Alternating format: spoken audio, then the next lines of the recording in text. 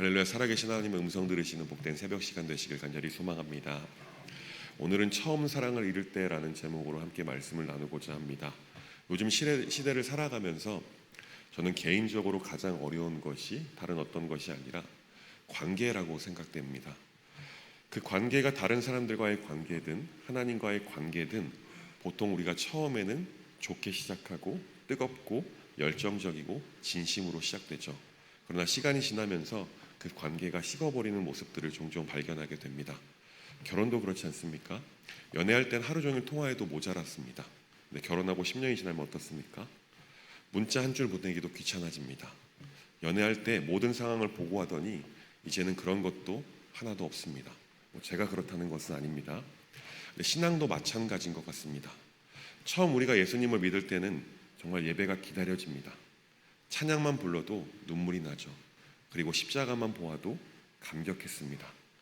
그리고 기도하는 시간에는요, 하나님께서 바로 내 옆에 계셔서 나의 기도를 들으시는 것 같이 느낄 때가 많았습니다. 그런데 시간이 지나면 예배는 의무가 되어버립니다. 기도는 해야 하는 일처럼 느껴지게 됩니다. 그리고 말씀은 익숙한 소리가 되었죠. 좋은 관계의 시작은 쉽습니다. 하지만 끝까지 지키는 것은 참으로 어려운 것 같습니다. 오늘 말씀에 등장하는 요아스가 바로 그 끝까지 지키지 못한 신앙의 대표적인 인물이라고 볼 수 있습니다. 요아스는요, 혼돈의 시대의 왕으로 세워졌습니다. 그가 왕이 되던 날 제사장 여호야다는요, 하나님과 백성 그리고 왕이 함께 언약을 세운 일을 주도했습니다. 바로 그날이 이스라엘의 새로운 시작의 날이라고 할 수 있습니다. 이스라엘 백성들은요, 바알 신상을 부쉈습니다. 그리고 우상을 섬기던 제사장을 성전 문 앞에서 척결했습니다. 그리고 그들은 성전 문을 다시 열고 하나님께 제사 드리기 시작했습니다. 그날 백성들은 소리 높여 외쳤습니다. 우리는 여호와의 백성이다 라고 말입니다. 그 소리는요, 예루살렘 전역에 울려 퍼졌습니다. 그야말로 부흥이 시작된 것입니다. 부흥이 무엇입니까? 숫자가 늘어가는 것? 그것은 진정한 부흥이 아닙니다. 진정한 부흥은요, 개개인이 잘못을 돌이켜 회개하고 주님께로 나아가는 것입니다. 지금 이 부흥의 역사가 이스라엘 전역에 일어나고 있는 것입니다. 이 장면은요, 마치 우리 신앙의 첫 시절과도 같습니다. 처음 우리가 은혜를 받았을 때, 처음 예수님을 만났을 때 우리는 이렇게 다짐하고 결단했습니다. 이제는 세상으로 돌아가지 않겠습니다. 그래서 예배의 자리에 나아가는 것이 너무나 설렜죠. 어디서 집회를 한다고 하면요, 만사를 제쳐두고 거리가 멀어도 달려갔습니다. 새벽기도 알람에 눈이 번쩍 뜨이게 됩니다. 헌금할 때는요, 감사함으로 인해 손이 떨리던 그 감격이 있었습니다. 이러한 순간이 오늘 본문의 여호야다가 요아스와 함께 세운 언약의 순간이다라고 볼 수 있습니다. 하지만 사랑하는 여러분, 언약은요, 지켜질 때 의미가 있는 것입니다. 결혼 서약도 신앙의 서약도 지속되는 충성이 없으면 금세 바람에 날아가 버립니다. 그렇게 우리는 끊임없이 처음 마음을 회복할 수 있도록 그 언약을 기억하고 날마다 상고해야 하는 것입니다. 요아스는요, 아무것도 모르는 어린 나이에 왕이 되었습니다.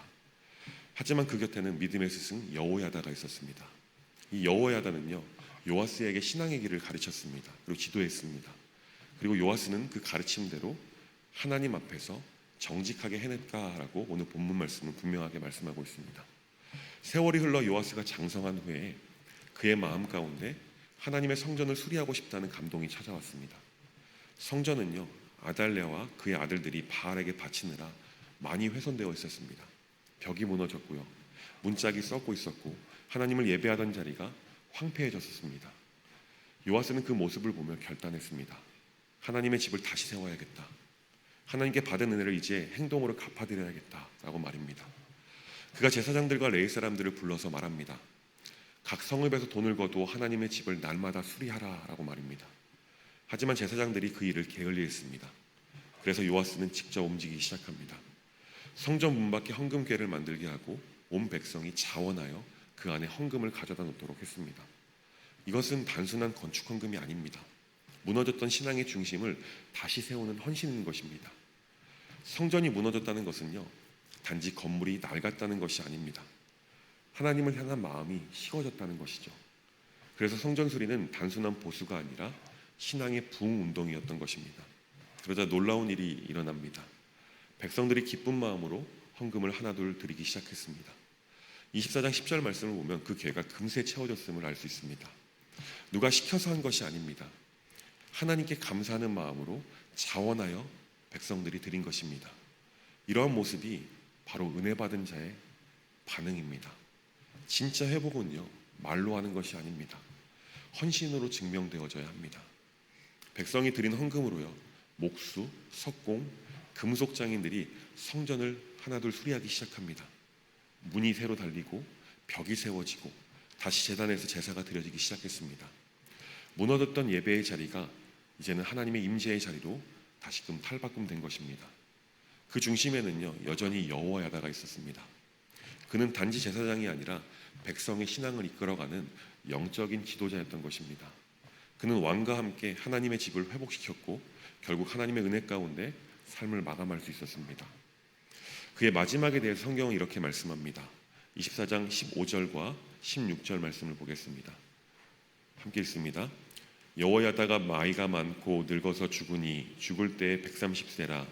무리가 다윗성 여러 왕의 묘실 중에 장사하였으니 이는 그가 이스라엘과 하나님과 그의 성전에 대하여 선을 행하였음이더라. 아멘. 정말 감동적인 구절입니다. 하나님을 위한 인생, 백성들을 위한 인생, 예배를 위한 인생, 그것이 여호야다의 삶이었습니다. 그의 생애는 이렇게 요약할 수 있습니다. 하나님을 향한 언약으로 시작해 예배의 회복으로 마무리된 인생이다라고 말입니다. 여호야다가 죽을 때 사람들은요, 일반적인 묘실이 아니라 왕의 무덤, 특별히 다윗성의 무덤에 장사했다고 기록하고 있습니다. 그만큼 하나님의 사람으로서 존경받았다는 것입니다. 다윗이 어떤 사람입니까? 이스라엘 백성들이 가장 사랑하고 존경하는 인물입니다. 그 성의 왕의 묘실에 장사된 것입니다. 사랑하는 여러분, 이것이 바로 복된 인생인 줄 믿습니다. 많이 가진 인생이 복된 인생이 아닙니다. 하나님을 위해 무너진 걸 다시 세우는 인생, 그것이 여호야다의 길이었고 그게 오늘 우리에게 주시는 하나님의 부르심인 줄 믿습니다. 그런데 여호야다의 죽음이 부정적인 영향을 미친 인물이 한 사람 있었습니다. 바로 요아스였습니다. 요아스가 그토록 의지하던 신앙의 스승인 여호야다가 죽은 것이죠. 이 말씀은요, 여호야다가 단순하게 죽었다는 기록이 아닙니다. 여호야다의 죽음을 통하여 무언가 새로운 구명이 시작된다라는 신호와도 같은 말씀입니다. 다 아시는 것처럼 여호야다의 죽음 이후에 요아스는 조금씩 변하기 시작합니다. 하나님 앞에서 정직하게 행하던 그가 변하여 여호야다의 가르침대로가 아니라 자신의 뜻대로 살아가기 시작한 것입니다. 24장 2절 말씀이 그것을 증명하고 있습니다. 24장 2절 말씀 함께 보겠습니다. 제사장 여호야다가 세상에 사는 모든 날에 요아스가 여호와 보시기에 정직하게 행하였으며, 아멘. 다시 말하면요, 여호야다가 있을 동안에는요, 그 동안에만 하나님 앞에서 정직하게 삶을 살았다는 것입니다. 즉 요아스의 믿음은요, 여호야다의 믿음에 기댄 믿음이었던 것입니다. 자신의 믿음이 아닙니다. 자신의 신앙이 아닙니다. 여호야다의 믿음에 철저하게 기댔고 의지했던 것입니다. 우리도 그럴 때가 있습니다. 신앙이 내 것이 아니라 누군가의 믿음에 기대어 서 있을 때가 있다는 것이죠. 어릴 땐 부모님의 신앙에, 어린이 되어서는 목사님이나 교회의 분위기, 그 신앙이 흔들릴 때 같이 흔들리는 것을 보게 됩니다. 하나님께서 그러한 우리에게 질문하십니다. 너는 나와 직접적인 관계가 형성되어 있느냐? 누가 없어도, 다른 사람이 없어도 너는 나를 여전히 사랑하느냐라고 질문하고 계십니다. 사랑하는 성도 여러분, 하나님의 이 질문 앞에 여러분은 어떻게 반응하시겠습니까? 오늘 이 시간 이 질문 앞에 진지하게 머물러 보시길 간절히 소망합니다. 요아스의 이야기는요, 우리에게 질문하고 있습니다. 너는 처음 세운 언약을 지금도 여전히 지키고 있느냐라고 말입니다. 다시 말하면요, 첫사랑의 감격이 아직도 계속되고 있느냐라는 것입니다. 한때는 눈물로 예배드리고 기쁨으로 헌신하며 순종했던 나였지만 지금은 형신만 남아있진 않으십니까? 하나님께서 오늘도 우리에게 분명하게 말씀하십니다. 나와 처음 만났던 그 자리로 돌아오라 라고 말입니다. 교회나 목회자나 환경이 바뀌어도 우리의 믿음의 중심은요, 오직 하나님 한 분이어야 될 것입니다. 누군가를 통해 시작된 신앙이라도 결국은 하나님과 나 사이의 관계로 완성되어야 될 줄 믿습니다.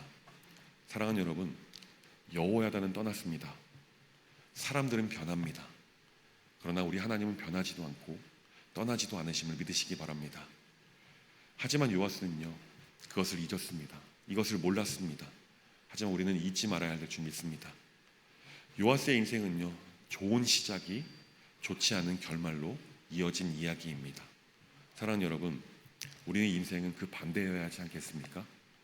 비록 연약하게 시작했더라도 끝은 하나님께서 잘하였다, 착하고 충성된 종아라고 칭찬하는 삶을 살아야 될 줄 믿습니다. 사랑하는 여러분, 말씀 맺겠습니다.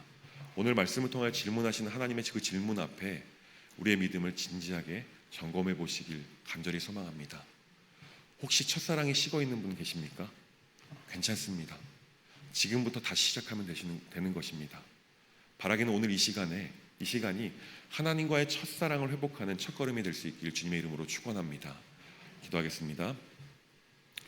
사랑하는 하나님, 우리의 마음이 요아스처럼 변하지 않게 하여 주옵소서. 사람이 아닌 하나님만을 의지하게 하시고 환경이 변해도 처음 사랑을 잃지 않게 하여 주옵소서. 처음 은혜의 자리로 돌아가 하나님과의 더욱 깊은 사랑으로 나아가는 우리 모든 성도님들 될 수 있도록 하나님 은혜를 허락하여 주옵소서. 예수님의 이름으로 간절히 기도합니다. 아멘.